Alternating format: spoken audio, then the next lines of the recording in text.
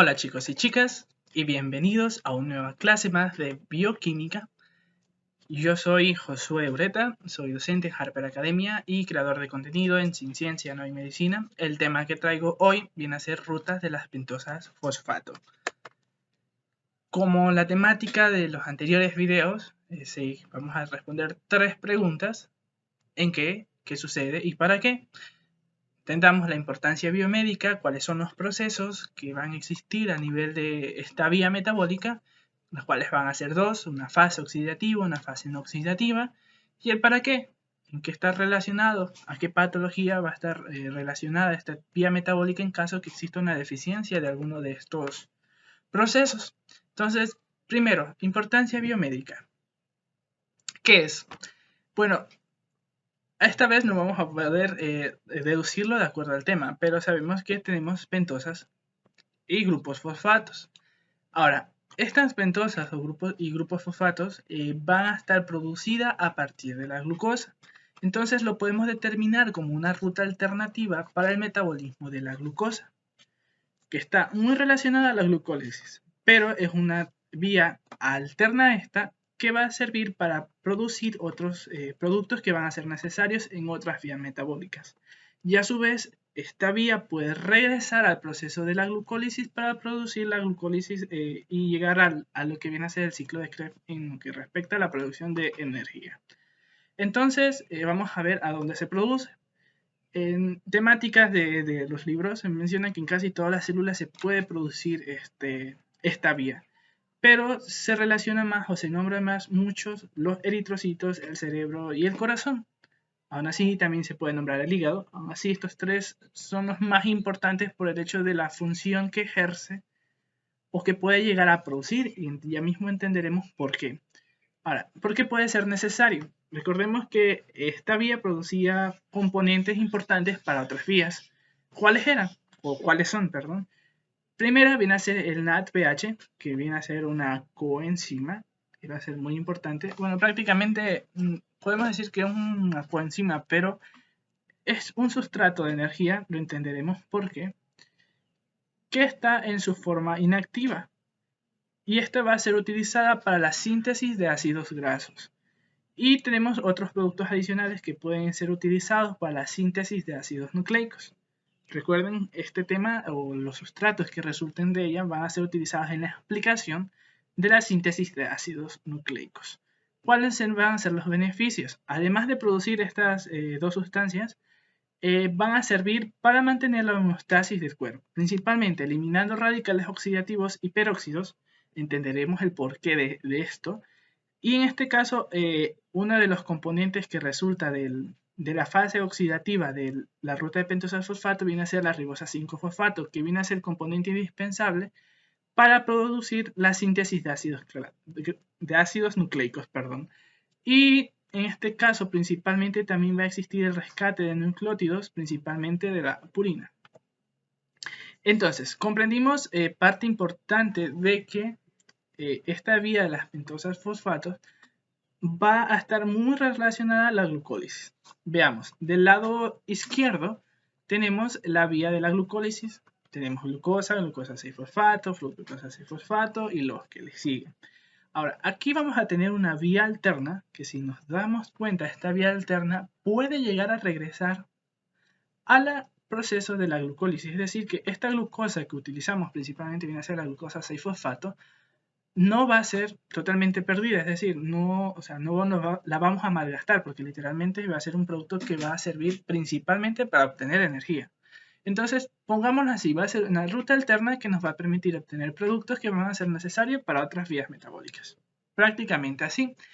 Y para ello vamos a tener dos vías, una vía oxidativa y una vía no oxidativa. Entenderemos por qué.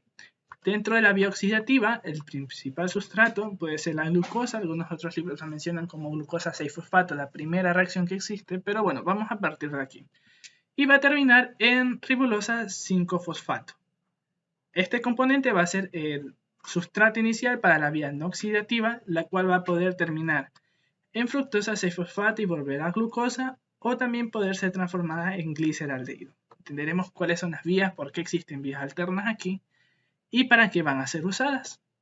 Ahora, antes de entender el proceso, hay que entender cuáles son los sustratos y para qué se usan. Ahora, recordemos que la primera resultado que vamos a obtener o por qué nos beneficia esto es que vamos a obtener una coenzima que viene a ser NADPH. En términos de nombre, pueden aprenderse el nombre largo, pero comúnmente siempre cuando los mencionamos solo los nombramos en sus siglas. Se lo conoce como nicotinamida adenina dinucleótido fosfato. Muy largo, ¿no? Pero bueno, entenderemos por qué tiene estos nombres.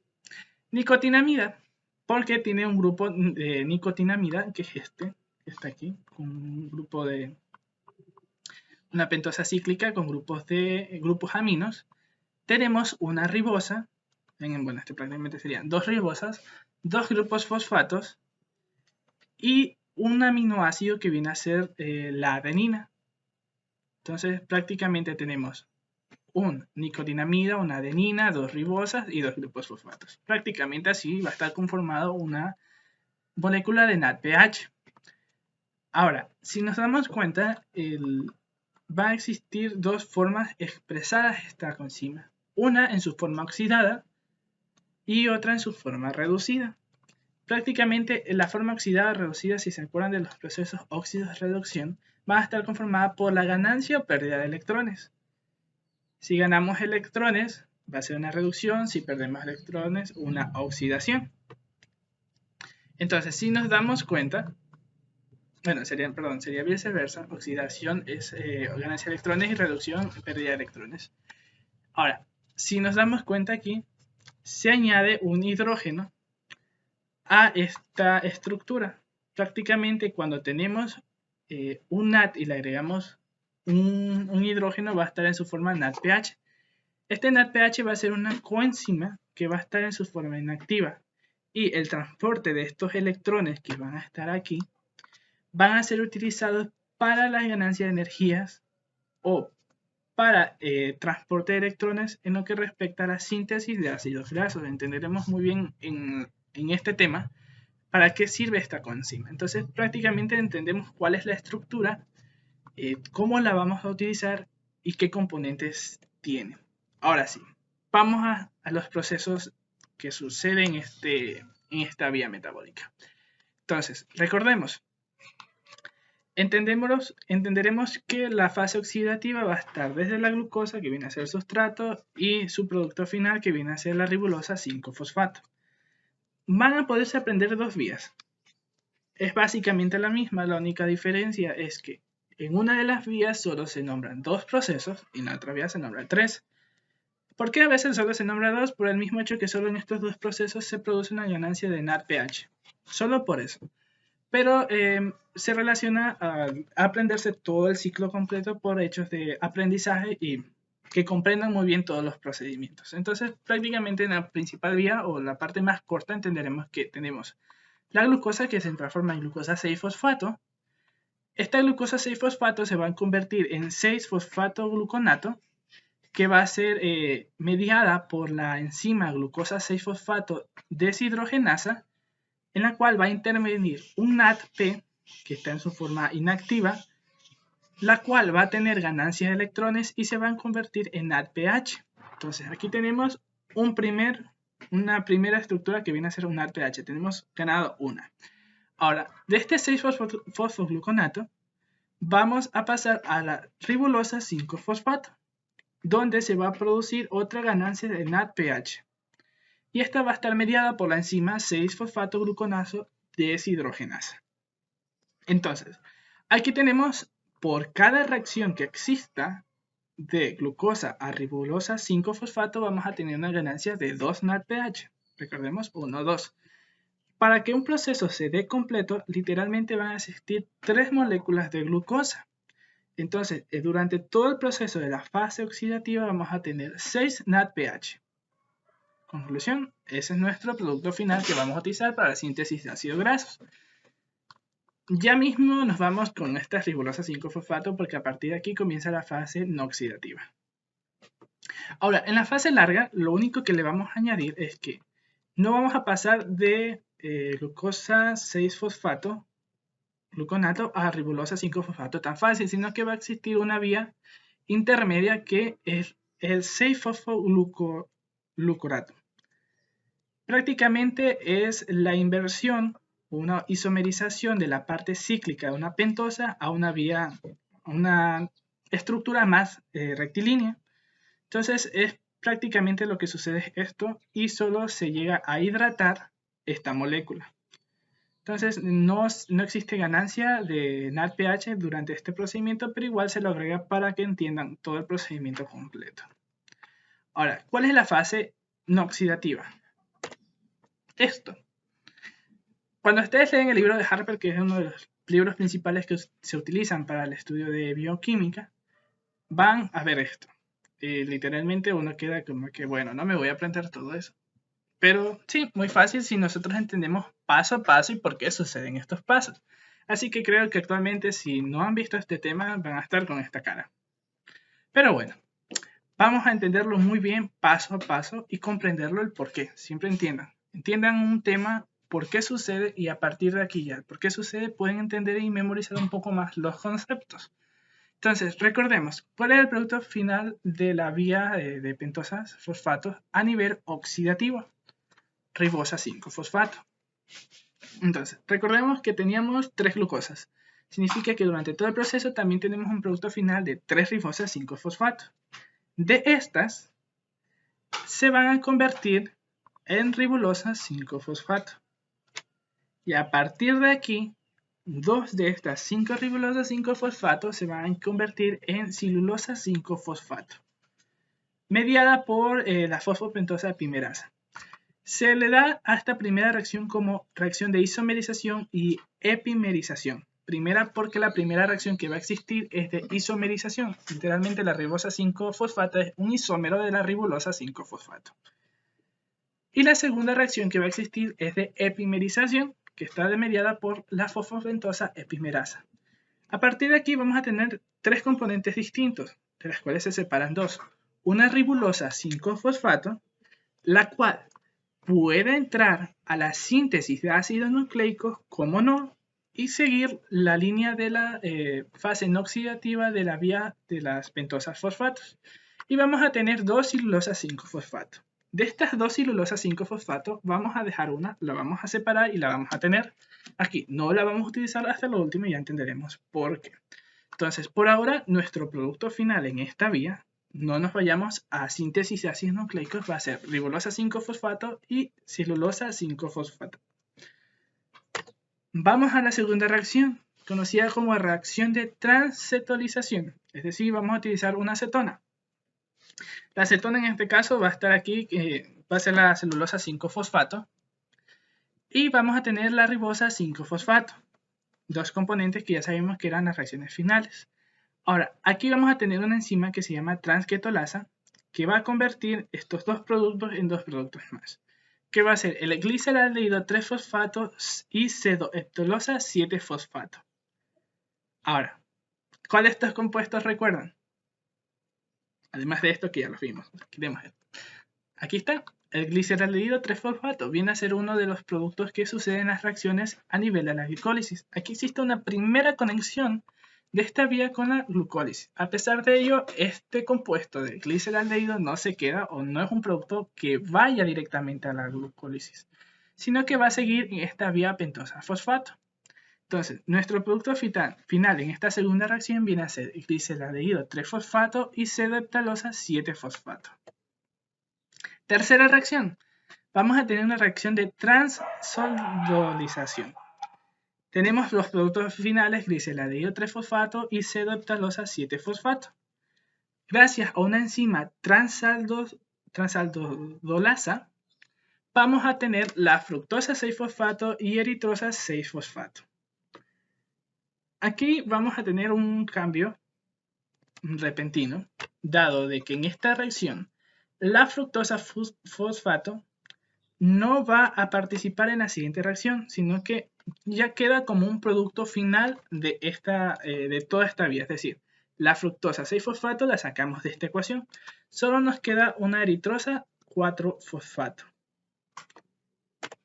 Y vamos a la cuarta reacción, conocida como otra reacción de transaldolización. ¿Qué existe aquí? recordemos, tenemos una eritrosa, que resulta de esta tercera reacción. Y recordemos que de la primera reacción que tuvimos al inicio, quedábamos con una celulosa 5-fosfato. La volvemos a traer a la ecuación. Esta celulosa 5-fosfato vuelve a esta vía, sumándose a la eritrosa 4-fosfato. Y gracias a una enzima transqueloquetolasa, se va a producir otra molécula de fructosa 6-fosfato y un gliceraldehído 3-fosfato. Aquí sí, este gliceraldehído va a volver a la vía de la glucólisis. Y como producto final vamos a tener 2 fructosas 6-fosfatos, mismas que si nos dimos cuenta en esta parte de aquí, esta fructosa 6-fosfato puede volver a glucosa 6-fosfato y convertirse nuevamente en glucosa, o seguir con el proceso de la glucólisis. Entonces, fácil y sencillo, entendimos todo este procedimiento desde la producción de la ribosa 5-fosfato a las 2 celulosas 5-fosfatos que se producían, hasta llegar a la producción de 2 fructosas 6-fosfato más un gliceraldehído. Prácticamente esa es la ecuación final o el producto final, siendo no el producto final de la última reacción, pero de general siempre se va a producir en la fase no oxidativa 2 fructosas 6-fosfato y un gliceraldehído 3-fosfato. Ahora, ¿cuál es la relación clínica patológica? Recordamos que entre los beneficios permitía quitar ciertos componentes que se encontraban oxidados que eran perjudiciales para ciertas células. Una de las principales células que sufren por esta oxidación de componentes vienen a ser los eritrocitos. ¿Por qué? ¿Cuál es el único? Bueno, no es el único, pero uno de los componentes principales que siempre va a estar con oxígeno. O bueno, casi siempre. Los eritrocitos siempre van a estar transportando oxígeno desde los pulmones hasta todos los lugares donde vayan a necesitar esto. Entonces, el oxígeno va a ser un componente importante que se va a unir a la hemoglobina, proteína indispensable para el transporte de oxígeno. Ahora, este oxígeno no va a estar ahí de la nada, sino que va a producir ciertas reacciones internas que van a producir componentes que pueden ser tóxicos para los eritrocitos. Entonces, es necesario que exista esa reacción para que se elimine estas sustancias y así los eritrocitos puedan mantenerse. En caso no llegase a existir esto, pueden existir una lisis de eritrocitos. ¿Qué es una lisis? Literalmente es una destrucción de eritrocitos. El eritrocito deja de funcionar dado la gran toxicidad que tiene esta célula y se destruye. Prácticamente eso. ¿Y qué produce por esto? Viene a ser una anemia hemolítica, por el mismo hecho de que existe una gran cantidad de lisis de eritrocitos por una patología. Ahora, ¿cuál es la patología? Técnicamente va a ser un defecto genético de la glucosa 6-fosfato deshidrogenasa, que es la primera enzima que permite habilitar o que permite generar esta vía de pentosas fosfatos. Si no existiera esta vía o existiera un defecto genético para la producción de esta enzima, comúnmente no podría existir esta vía pentosa fosfato. Inicialmente esta enfermedad no es muy susceptible o no presenta síntomas hasta edades adultas. Y es aquí cuando puede llegar a producir esta anemia hemolítica y darse cuenta de que puede existir una lisis excesiva de eritrocitos. Entonces, por eso es muy importante de que exista esta vía y saber que si existe un problema a nivel de la lisis de eritrocitos, es decir, puede existir una anemia, en este caso hemolítica, es necesario saber cuál es la causa. Y una de las causas puede ser este defecto genético. Entonces, por eso es muy importante esta vía, entenderla, comprenderla y saber para qué sirve. Entonces, como siempre, con un agradecimiento total a Harper Academia por poderme permitir estar presente aquí. Pueden seguirla en sus redes sociales, en Facebook e en Instagram. Además también a Udox, que creo que es uno de los puntos importantes que también ha permitido poder crear esta academia, así que un agradecimiento también para ellos. Pueden tener las bibliografías utilizadas para este tema Bueno, aquí ya quitamos de uno de los libros que siempre utilizo, que es la de Fisiología de Guyton, pero estos son el tridente importante, creo que para mí, en estudio de bioquímica. Así que úsenlo, chicos. Si desean alguno de estos libros, pueden escribirme en mis redes sociales, que con gusto podré ayudarles a pasárselos. Así que fue un gusto. Y recuerden seguirme en mis redes sociales, en Ciencia No hay Medicina, en Facebook, Instagram, YouTube y en YouTube, donde van a poder encontrar resúmenes de todos los contenidos que yo publico o que puedo llegar a usar en en la producción de contenido en mis redes sociales. Así que un gusto otra vez estar aquí y nos vemos en el siguiente video.